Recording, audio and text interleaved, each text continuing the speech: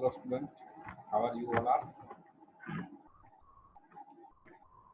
Last video lecture માં આપણે accounts of overheads chapter number 3 cost account માં start કરેલું, જેમાં આપણે introduction,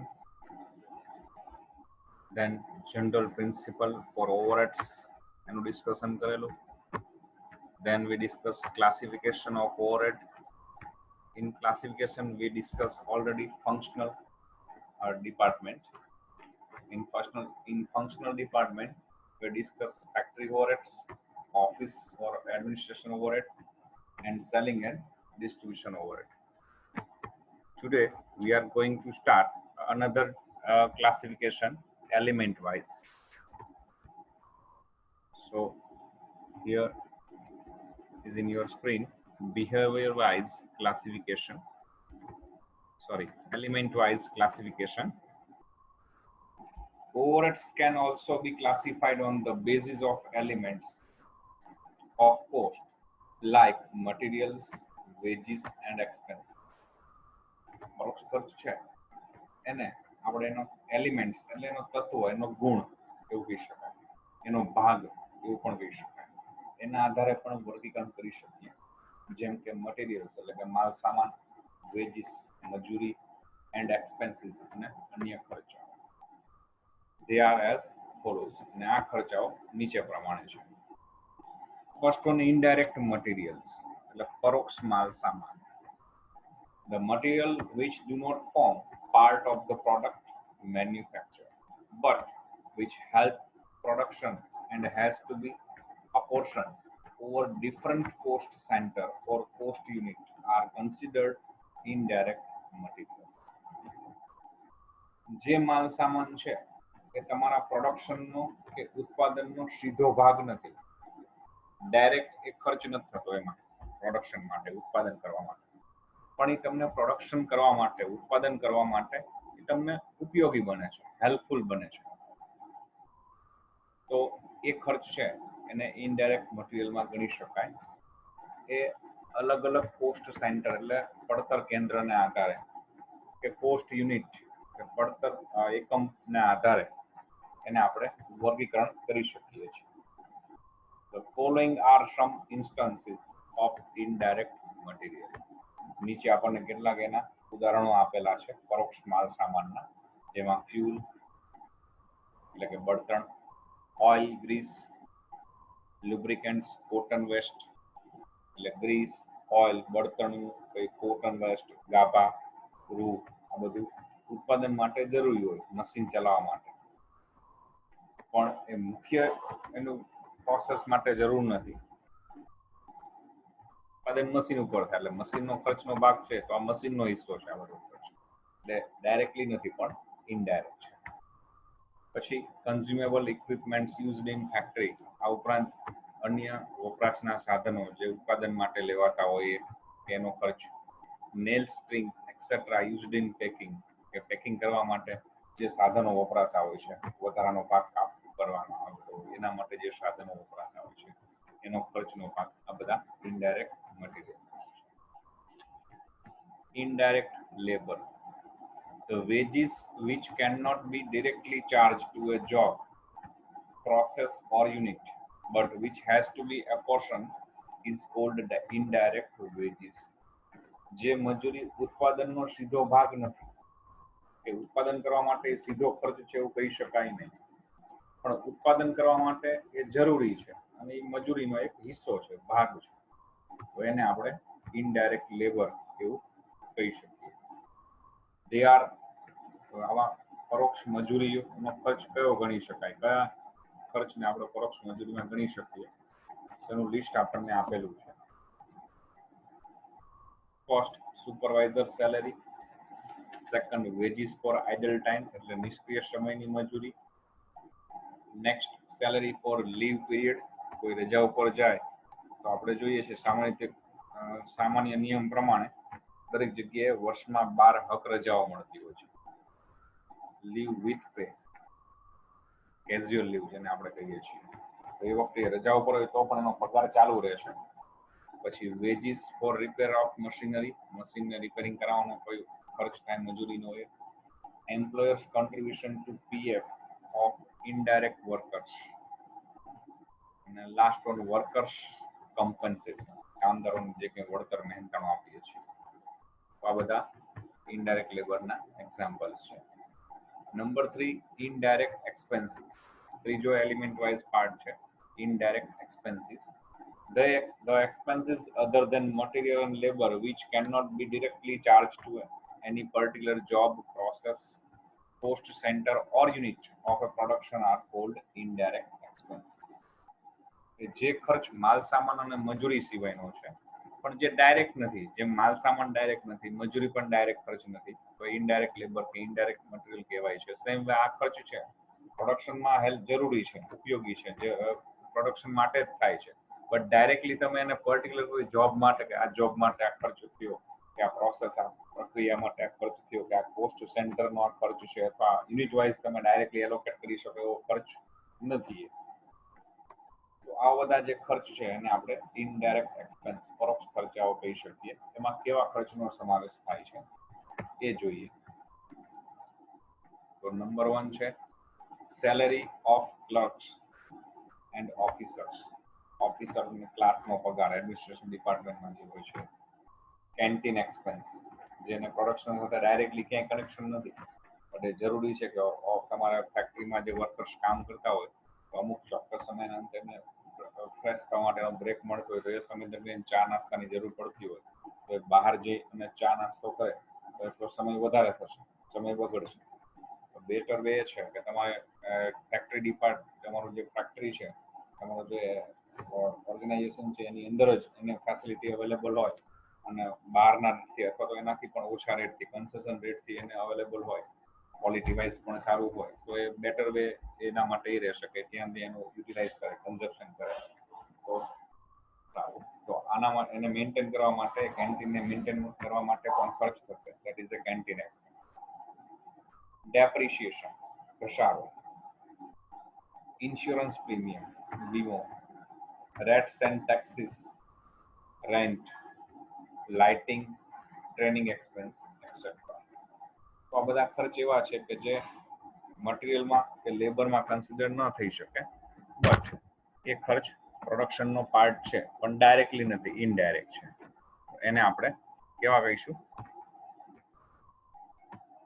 indirect expenses. Next allocation classification જોઈએ આપણે તો behaviour wise classification of overheads.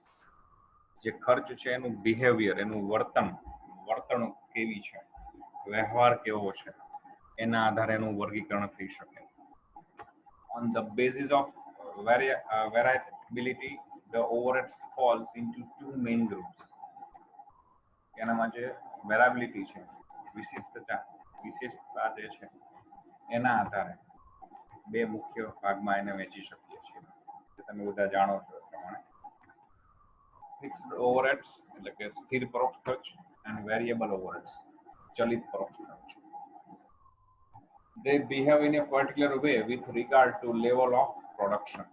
Hence, this classification is known as behavior-wise classification. આ ખર્ચનો ભાગ કઈ રીતે, આનું વર્ગીકરણ કઈ રીતે થઈ શકે, ક્લાસિફાય કઈ રીતે કરી શકાય? તો ખર્ચનું ચોક્કસ એક વર્તન છે, વર્તણૂક છે, એનો વ્યવહાર છે, એના આધારે આપણે ખર્ચને એ પાર્ટમાં ગણી શકીએ. A third group may also be mentioned, comprising overheads which are partly fixed and partly variable. They are known as the semi-variable overheads. મુખ્ય બે ભાગ આપણે જોઈએ છે બિહેવિયરમાં, કે ફિક્સ્ડ એન્ડ વેરિયેબલ. આ ઉપરાંત એક ત્રીજો ભાગ પણ એનો કહી શકાય કે જે ખર્ચને સાંકળે છે, કે અમુક ખર્ચ એવા છે કે જે ખર્ચ અમુક ચોક્કસ સમય સુધી કે ચોક્કસ લેવલ સુધી ફિક્સ નેચર જોવા મળે, પણ ત્યાર પછી એમાં વેરાયટી જોવા મળે, મતલબ વેરિયેબલ થઈ જાય, ચલિત જોવા મળે. અથવા તો બિગિનિંગમાં એ વેરિયેબલ ચલિત હોય, પણ અમુક એક લેવલ ટચ કર્યા પછી એ ફિક્સ નેચરમાં કન્વર્ટ થઈ જતા હોય. તો આ જેવા જે ખર્ચ છે એને આપણે સેમી વેરિયેબલ અથવા સેમી ફિક્સ્ડ પણ કહી શકીએ, એવો ખર્ચ છે. જોઈએ behaviour wise classification. First one, fixed overheads, સ્થિર પરોક્ષ ખર્ચાઓ. There are certain expenses which are not affected by level of output, at least in a short run. Big fixed ઓવરહેડમાં જે ખર્ચાઓ છે એ ખર્ચાઓ સામાન્ય રીતે તમે જુઓ તો તમારું જે આઉટપુટનું લેવલ મતલબ ઉત્પાદન જે છે એની સાથે એને ક્યાંય જ કનેક્શન નથી, એટલીસ્ટ ઇન શોર્ટ રન. સામાન્ય જોવા જોઈએ તો ઘણા લેવલ સુધી કનેક્ટેડ નથી હોતું, પણ શોર્ટ રન ટૂંક સમયમાં તો નથી જ હોતું. ફોર એક્ઝામ્પલ તમે લ્યો કે કારખાનાનું ભાડું, ફેક્ટરી ઓવરહેડ, ફેક્ટરી રેન્ટ. તો તમે કારખાનું ભાડેથી રાખેલું હોય તો કારખાનાના માલિકને તમે ભાડું કેટલું ચૂકવો છો એને, અને તમારું કારખાનામાં ઉત્પાદન કેટલું થાય છે એને, આ બંને બાબતને ક્યાંય ડાયરેક્ટલી કે ઇનડાયરેક્ટલી કનેક્શન નથી. તમે આખો મહિનો કારખાનું બંધ રાખીને તો પણ તમારે કારખાનાનો જે માલિક છે એને પૂરેપૂરું ભાડું ચૂકવવું પડે છે. કદાચ તમે 24 કલાક ફેક્ટરી ચાલુ રાખો તો પણ એટલું જ ભાડું ચૂકવવું પડે છે. they are known as fixed overhead. અને આ પ્રકારના જે ખર્ચા છે એ સ્થિર પરોક્ષ ખર્ચ ગણી શકાય. they do not change even when there are variation in volume of production. તમારું પ્રોડક્શનનું લેવલ અપ ડાઉન થાય, વધારી દો પ્રોડક્શનને, ઘટાડી દો તો એની સાથે તમારા આ જે ખર્ચ છે ફિક્સ્ડ, એ ફિક્સ્ડ એક્સપેન્સને ક્યાંય કનેક્શન નથી. એના એક્સપેન્સીસમાં, એના વેલ્યુએશનમાં કોઈ ચેન્જ નથી. For example manager salary, insurance premium etcetera. મેનેજરનો પગાર હોય, ભાડું હોય કારખાનાનું, ઇન્સ્યોરન્સ પ્રીમિયમ, વીમા પ્રીમિયમ હોય તો એની સાથે આને ક્યાંય કનેક્શન નથી. તમે કારખાનાનો વીમો લીધો હોય, તમે કારખાનું બંધ રાખો અને આગ લાગી જાય તો વીમો જે નેચરલી પાકવાનો છે એ જ પાકશે. કારખાનું ચાલુ હોય ને આગ લાગે તો એ જ પાકશે. વીમાના પ્રીમિયમને અને ફેક્ટરીના પ્રોડક્શનને ક્યાંય કનેક્શન નથી. પ્રોડક્શન તમારું ગમે એટલું તમે લીધેલું. મેનેજર સેલેરી, મેનેજરને પગાર તમારા પ્રોડક્શનની સાથે કંઈ કનેક્શન નથી. મેનેજરને 8 કલાક કે 10 કલાકની જોબ અવર્સ હોય તો એ 8 કે 10 કલાક એને ઓફિસ આવવું પડશે, તમારી જોબ ઉપર આવવું પડશે. તમે એને પૂરો જ પગાર ચૂકવશો જો પૂરો સમય માટે આવશે તો. તમારું પ્રોડક્શન એ દરમિયાન તમે ગમે એટલું લેવલ તમે લઈ જશો, એની સાથે એના સેલેરીને ક્યાંય કનેક્શન નથી. would not increase even when the production increases. Insurance premium, salary છે, આ કોઈ પણ ખર્ચ છે તમારું પ્રોડક્શનનો લેવલ ઇન્ક્રીઝ થાય કે ડિક્રીઝ થાય, એના એક્સપેન્સમાં કંઈ ઇન્ક્રીઝ ડિક્રીઝ જોવા મળશે નહીં, વધઘટ જોવા નહીં મળે. It must be noted that fixed overhead do not remain fixed forever. એ પણ બાબત ખાસ નોંધવા જેવી છે કે સ્થિર પરોક્ષ ખર્ચ છે એ કાયમ માટે સ્થિર નથી રહેતા. એક લેવલ ક્રોસ કર્યા પછી એમાં પણ થોડોક ચેન્જીસ જોવા મળતો હોય છે. If there is substantial expansion, the expenses will definitely increase. જો તમારું જે લેવલ છે એ લેવલમાં થોડોક વધારો કરવામાં આવે તો આ સ્થિર ખર્ચ છે ફિક્સ એક્સપેન્સ એમાં પણ થોડોક વધારો જોવા મળે છે. These expenses are also termed as unavoidable expenses. આ ખર્ચને ટાળી ન શકાય, રદ ન કરી શકાય એવા ખર્ચ પણ થઈ શકાય છે. ફોર એક્ઝામ્પલ મેં તમને કીધું વીમા પ્રીમિયમ. તમે ફેક્ટરીનો ઇન્સ્યોરન્સ લીધો હોય, હવે કોઈ કારણોસર ફેક્ટરી બંધ રહે, સ્ટ્રાઇક થાય કે અત્યારે તમે જુઓ છો કોવિડની સિચ્યુએશનમાં અમુક શરૂઆતના સમયમાં ઘણા બધા લોકડાઉનમાં બધી ફેક્ટરીઓ બંધ જ હતી. આવી કોઈ સિચ્યુએશન ક્રિએટ થાય તો એવી સિચ્યુએશનમાં પણ તમારું પ્રીમિયમ કંઈ ફેરફાર નહીં થાય, પ્રીમિયમનો જે ખર્ચ છે એ જ રહેશે. તો આ બધા ખર્ચ અનએવોઇડેબલ છે, આને રદ કરી શકાય, ટાળી શકાય, બંધ રાખી શકાય, ઓછા કરી શકાય એવા ખર્ચ સામાન્ય રીતે હોતા નથી. Some items of fixed overheads are as follows. આવા કેટલાક ખર્ચની વિગતો આપણને આપેલી છે. Rent and rates of factory and office, managers salary, insurance premium, audit fee, bank charges, canteen expenses, interest on capital, legal charges, office expenses, salaries, pension charges, etc. બધા ખર્ચ છે બધા ફિક્સ્ડ સામાન્ય રીતે જોવા મળે છે, એમાં કોઈ પ્રોડક્શનના લેવલ સાથે કંઈ કનેક્શન નથી. સેકન્ડ બિહેવિયર વાઇઝ ડિપાર્ટમેન્ટ જોઈએ તો સેકન્ડ ગ્રુપ છે વેરિયેબલ ઓવરહેડ્સ. ચલિત પરોક્ષ ખર્ચા. There are certain expenses which vary directly with the volume of output. અમુક ખર્ચ એવા છે કે તમારું ઉત્પાદનનું લેવલ, પ્રોડક્શન લેવલ તમે ચેન્જ કરશો તો સીધી જ એની અસર જે તે ખર્ચમાં થશે. They are known as variable overheads. આ જે ખર્ચ છે એને ચલિત પરોક્ષ ખર્ચ ગણી શકાય.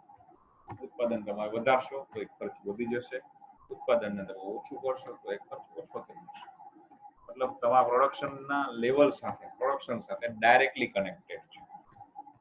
એવા ખર્ચા કયા હોઈ શકે એનું લિસ્ટ આપણને આપેલું છે.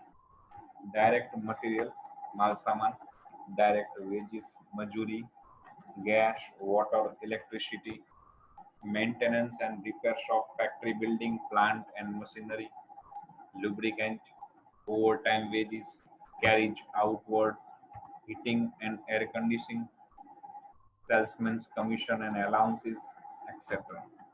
તો પ્રોડક્શન માટે માલ સામાનની જરૂર હોય, મજૂરીની જરૂર હોય, મશીન ઉપર પ્રોડક્શન થતું હોય તો સ્વાભાવિક વસ્તુ છે. ઇલેક્ટ્રિસિટી કે ગેસથી ચાલતું હોય તો ગેસની જરૂર હોય. આ બધા ખર્ચા તમે જોશો પ્રોડક્શનની સાથે ડાયરેક્ટલી કનેક્ટેડ છે. પ્રોડક્શન બંધ રાખશો તો ખર્ચા નહીં થાય, ઝીરો થઈ જશે. પ્રોડક્શન ચાલુ કરશો તો ખર્ચ પણ ચાલુ રહેશે, પ્રોડક્શનને વધારશો ખર્ચ વધી જશે.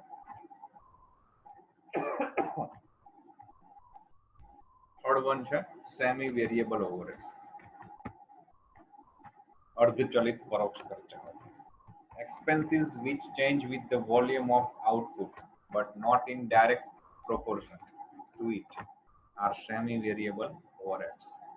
એવા ખર્ચા જે તમારું પ્રોડક્શનનું લેવલ, આઉટપુટનું લેવલ ચેન્જ થાય તો એ ખર્ચ પણ ચેન્જ થાય છે, ખર્ચમાં પણ ફેરફાર થાય છે, પણ ડાયરેક્ટ પ્રોપોર્શનમાં નહીં. મતલબ જેટલો ખર્ચ પ્રોડક્શન વધે એટલો જ ખર્ચ વધશે એવું જરૂરી નથી, જેટલું પ્રોડક્શન વધશે એ જ પ્રમાણમાં ખર્ચ વધે એવું જરૂરી નથી. પ્રોડક્શન કદાચ 25% વધી જાય, તમારું જે લેવલ કરંટ લેવલ છે એનાથી 25% તમારું પ્રોડક્શન અપ થાય, બટ એ એક્સપેન્સ છે એ 25% અપ ન થાય, એ 10% કે 15% જ અપ થાય એવું બની શકે. તો અપ થાય છે એક્સપેન્સ, પ્રોડક્શન અપ જવાથી એક્સપેન્સ બી અપ થાય છે, બટ પ્રોડક્શનનું લેવલ જેટલું અપ થાય છે એ કમ્પેરિઝનમાં તમારો એક્સપેન્સ અપ નથી થતો. ઓકે, તો જે આ પ્રકારના જે કોઈ ખર્ચા હોય એ સેમી વેરિયેબલ ઓવરહેડ્સ ગણી શકાય. Thus these expenses are partly fixed and partly variable. એટલે આ પ્રકારના જે ખર્ચાઓ છે એ સ્થિર અને ચલિત, અંશતઃ પ્રમાણમાં સ્થિર હોય છે, અંશતઃ પ્રમાણમાં ચલિત હોય છે.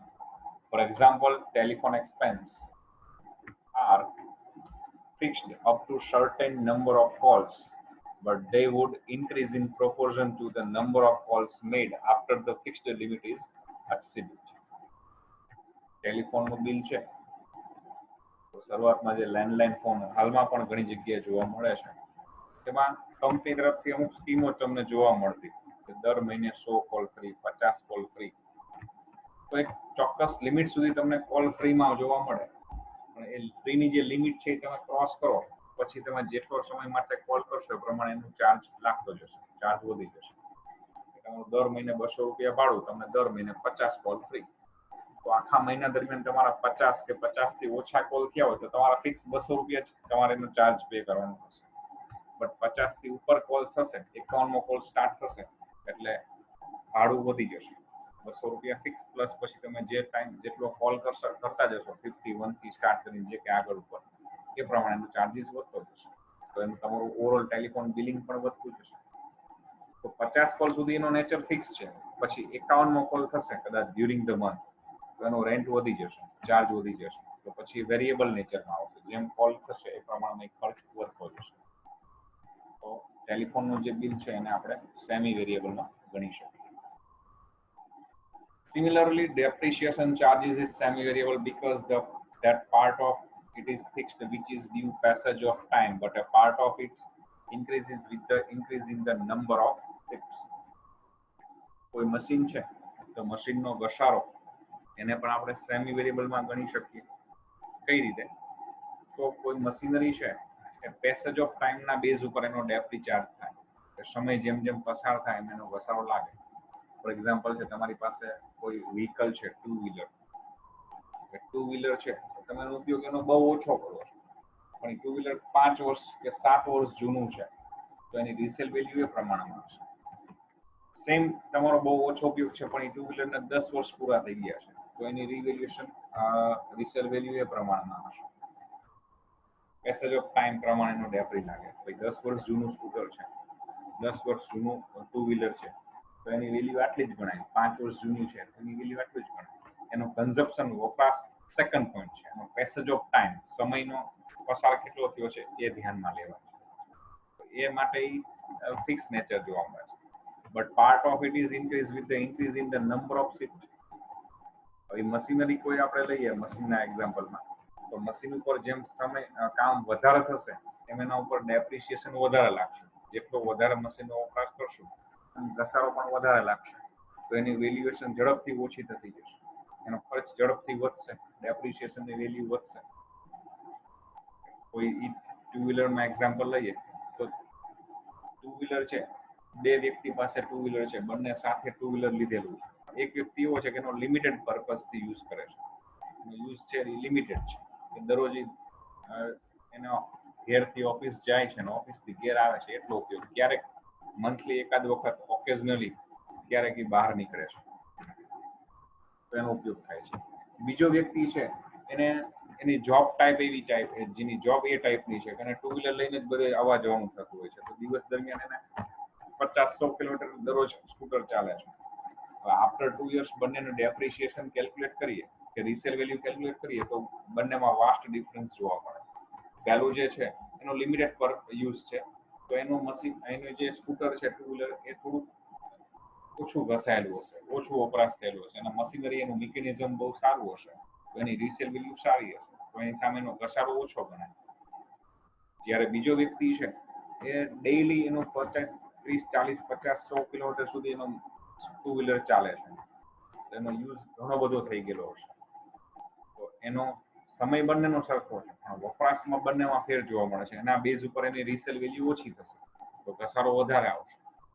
પણ ડેપ્રિસિએશન પણ એવું છે કે આ મશીનનો હોય કે કોઈ પણ ટુ વ્હીલરનો હોય સિમિલર કે તમે જેમ એનો વપરાશ વધુ કરશો, સમય જેમ વધારે થશે એનો ડેપ્રી વધારે લાગશે.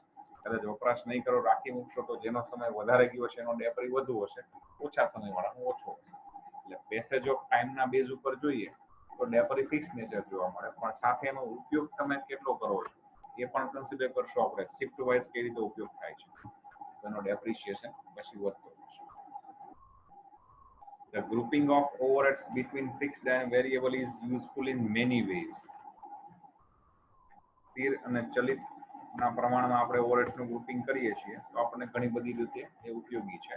In the modern technique of marginal costing, the expenses must be classified into fixed and variable, and only variable expenses are included in the marginal cost. આ ચેપ્ટર પણ આપણે શીખી ગયા છીએ માર્જિનલ કોસ્ટ, એમાં પણ ફક્ત વેરિયેબલનો જ ઉપયોગ થાય છે. Fixed overheads are not allocated to production. સ્થિર ખર્ચ છે એ પ્રોડક્શન ડિપાર્ટમેન્ટમાં એલોકેશન કરવામાં આવતા નથી. Secondly, such classification help in preparation of flexible budget. The situation at various level of activity is laid down in the flexible budget so that comparison of budget figures with actual performance become possible at any level of activity.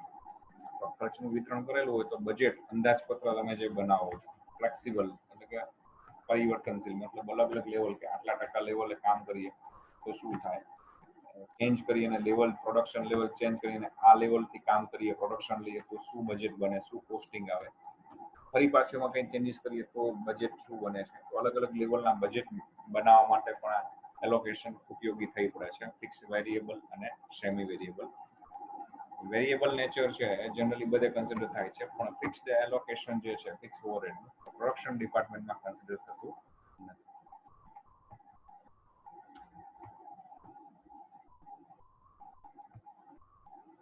Okay, અહીંયા complete કરીએ છીએ.